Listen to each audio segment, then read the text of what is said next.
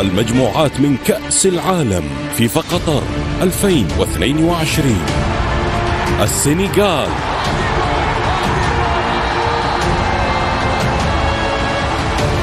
هولندا، 21 من نوفمبر، حصريا على قنوات بي ان سبورتس ماكس وبي ان 4K.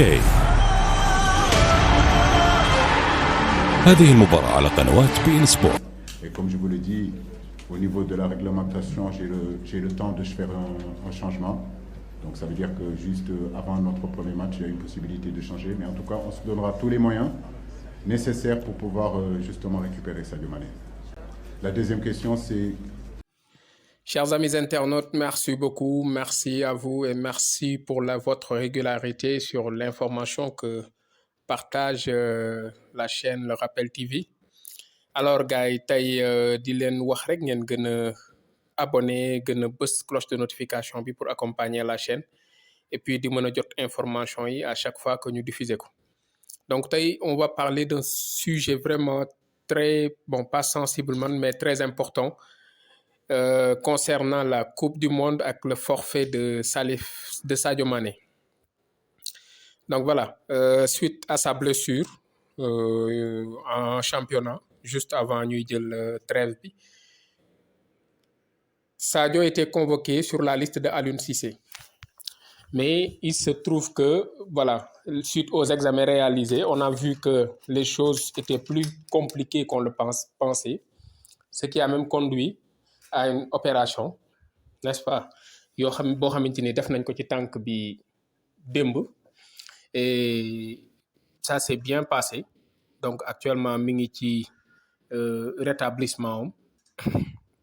jël repos noppalu, ñu koy souhaiter un très bon rétablissement. di ñaan Sénégal yëpp ñu ñaanal Sadio yàlla defal ko wér ba blessure am bi wér mu bañ a am benn séquelle, mu ñëwaat ak jàmm ci terrain yi ñëw notre ñanco national. Donc ñu koy rendre hommage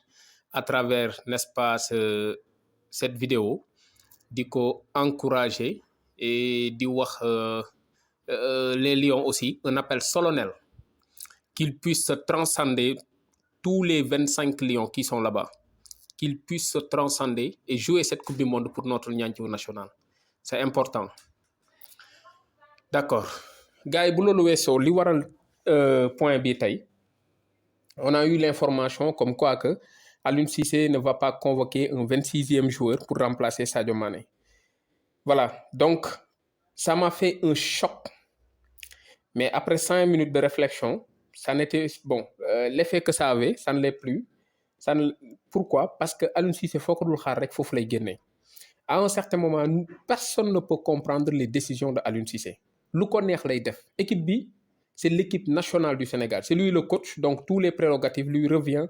comme en termes de décision sur les 25 acteurs ou sur les acteurs en tout cas qui vont jouer.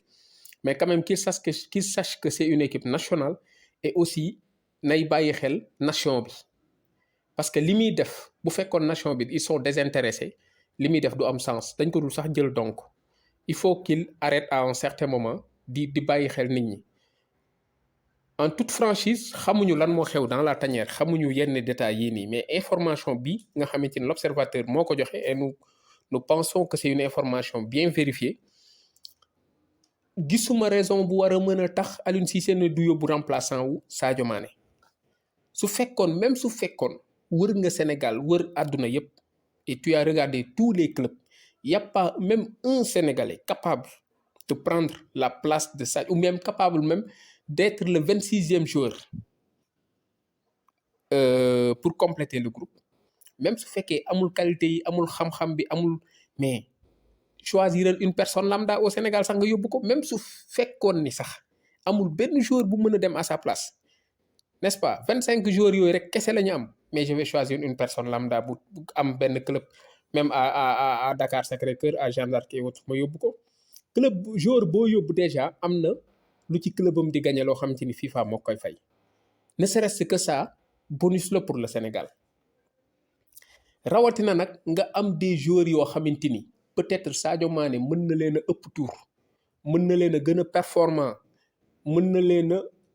comment dirais-je ay statistique gu Sadio Mané mën na gën a baax seeni statistique mais tey jii nii ci biir match mën nga ñëw dugal benn match Sadio Mané mu def 80% nga tàcc ko nga dugal Pape Ousmane Sakho mu def 90%.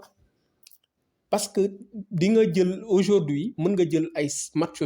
Pape Ousmane Sakho yëpp nga xool ko nga jël ay matchu Sadio Mané yëpp nga xool ko di ngay gis match yoo xamante ni Pape Ousmane Sakho li mu def ci match boobu Sadio Mané def ko ci ay match. c'est notre ñancoo national mënuñu ko tëkkale dara moo ñu gënal lépp moo ñu gënal suñu bopp moom Sadio mais ce que je dis dafa nekk une réalité da ngay gis aujourd'hui un match bu Sénégal joué 90 minutes mais Ismaïla Sarr gën a dox Sadio Mané Sénégal yaa gën a joué te Sadio Mané du nekk l'homme du match te sénégalais mooy nekk l'homme du match Nampalys Mendy nekk na fi l'homme du match Ismaïla Sarr nekk na fi l'homme du match Cheikhou Kouyaté ak Idrissa Gana Gueye nekk nañ fi ay homme du match donc jour boobu noonu ñoom ñoo gën a dox Sadio Mané donc ce qui veut dire que Sadio y a potentiellement des personnes yoo xamante ni ñi ngi fi am des qualités sûres n'est-ce pas yu mën a remplacer Sadio Mané donc aujourd'hui nga taxaw ne doo ko remplacer te nga xam li laxasu ci kaw remplacement boobu yëpp kenn mënu ko expliquer feneen fi ma bëgg a ñëw mooy dama bëgg pour ne pas aller de façon dispersée ñu jël les choses par n'est-ce pas par partie soo jëlee sur l'aspect technique par rapport ak liste Aliou Cissé bi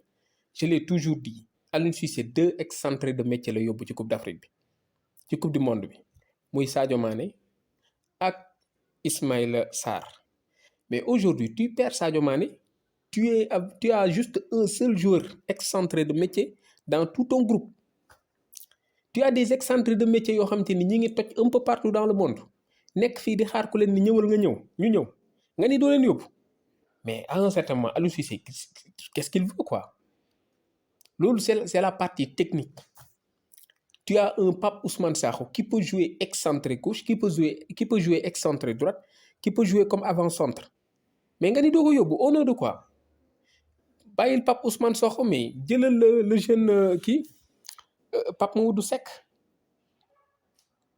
mais c'est un très bon joueur Seck un gaucher extraordinaire d'autant plus que indi nga ko équipe nationale essayé nga ko il t'a valu beaucoup de satisfaction mi ngi woon ci listu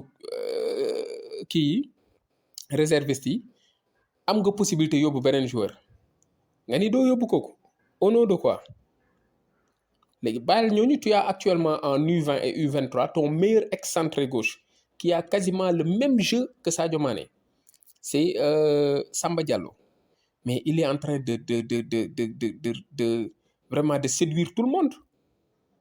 ne serait-ce que nga yóbbu ko tu lui donnes cette chance mu teel a intriguer parce que aujourd'hui gis nga après la coupe du monde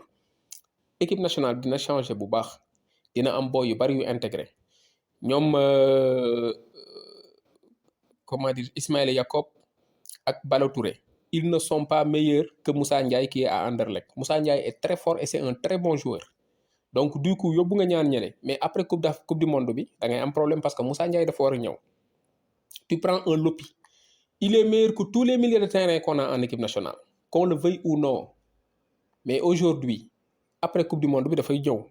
tu prends un Fadiga depuis Omar Daf la ñu gëj a am un excentré comme Fadiga on a un latéral droit comme Fadiga on a de très bons latéraux nag yoo xamante ni ils ont plus d'expérience que Fadiga gën ko xam côté défensivement fan la ñuy taxaw mais Fadiga capacité yi mu am bis bu jëlee confiance am ci équipe nationale bi ñooñu ñëpp dañuy dem toogi xaar li may wax ni réalité footballistique la mais donc tu as intérêt nga leen di intégrer petit à petit ñuy dugg si Samba Diallo ce qu'il a fait en U20 et tout récemment en U23 mérité woon na nga plonger ko ci biir équipe bi mu jàng ci ay grands hommes intégration du jafe en plus c'est un joueur farfelu moom il pense que lu ne ci kanamam moom dara mënu ko téye loolu c'est sa nature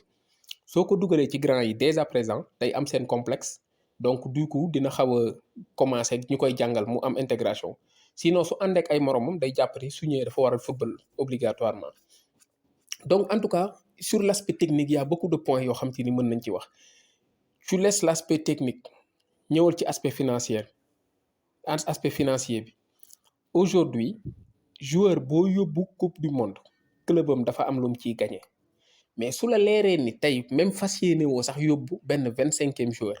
xoolal le meilleur excentré de notre championnat national. championnat baa ngi fii nit ñi am ay problème mu xaalis club yi am problème mu xaalis kenn ku ci nekk di am ay difficultés notre championnat national il suffit que nga waxtaan ak président yi ngeen def benn conférence entre président yi ak le meilleur excentré droit ak président am ngeen ni excentré bi dañ lay yóbbu mais li nga fay gagné soo ñëwee que ça soit en terme de prime comme li ñuy fay sa club tant de % bi club bee ko moom tant de x% boobu noonu mën na fay joueur boobu noonu année bi yëpp ba fayaale yeneen joueur mais minimum wàññil nga kii boobu noonu am na loo jàppale club local boobu noonu loolu mooy sur l'aspect et joueur bi nga yóbbu aussi tu lui donnes la chance n'est-ce pas mu yeneen club yi gis ko mu mën koo jënd aussi donc il y a plusieurs facteurs yoo xamante ni buñ ci doon wax tey duñ fi jógee léegi nag peut-être il peut se baser sur quelque chose mooy actuellement am na benn cohésion du groupe bu am te joueur bi ñëw plongé ci xamul ban mindset lay indaale mën na perturber li mu doon def wala mënut a perturber li mu doon def loolu mën nañ ko ci d'accordal mais pour man sax loolu su xamee nan lay gérer joueur mi amul joueur bu war a mën a ñëw perturber Cameroun mi ngi nii perturbateur yëpp quel que soit ton niveau de compétence Eto'o il te fout dehors nekkal le meilleur joueur au monde yoonam ne aussi mais c'est comme ça qu'on gère des ressources il faut toujours avoir un très bon mindset su ko bëggee nekk ci groupe bi bàyyil problème boobu noonu mën na nekk aussi problème mu en fait yi nga xamante ni dañ ko war a préparer muy mayoom yi mu war a yore muy kiiwam muy tenue de travail am yi ainsi de suite n'est-ce pas mais loolu aussi si la fédération fait son job cak-cak la kooku en 48 heures da nga koy lijjanti d'autant plus que su fekkee un Pape Ousmane Sakho li nga préparé loon pour Sadio Mané à part maillot yi ñu bindu tur li nga préparé woon pour Sadio Mané moom nga ko jox il va le porter et ça va passer gisuma benn raison bu war a mën a tax Aliou Cissé bañ a convoquer ce 26e joueur il est temps nag ñu wax ak moom parce que aussi c'est une équipe nationale être coach ne veut pas dire que tu fais ce que tu veux parce que l'équipe nationale sans la nation na doon benn équipe donc rek demal boppam da ngay déglu nit ñi mais c'est pas possible on ne peut pas continuer à vivre cette pression on ne peut pas continuer à vivre ça avec Aliou on ne peut pas continuer à vivre ça c'est pas possible vraiment bon je me suis un peu laissé emporter gars yi donc di jégalu di leen ñaan ngeen abonné bu baax a baax di activer cloche de notification bi aussi et yéen ñëpp seen xel ak seen xalaat ci point bi vraiment soxla naa ko ci commentaire yi maximum de commentaires ku lire vidéo bi rek s'il te plaît commentaire ñu ngi la koy ñaan bu baax quoi ku lire vidéo bi aussi abonneel nga appuyer sur cloche de notification peace love and harmony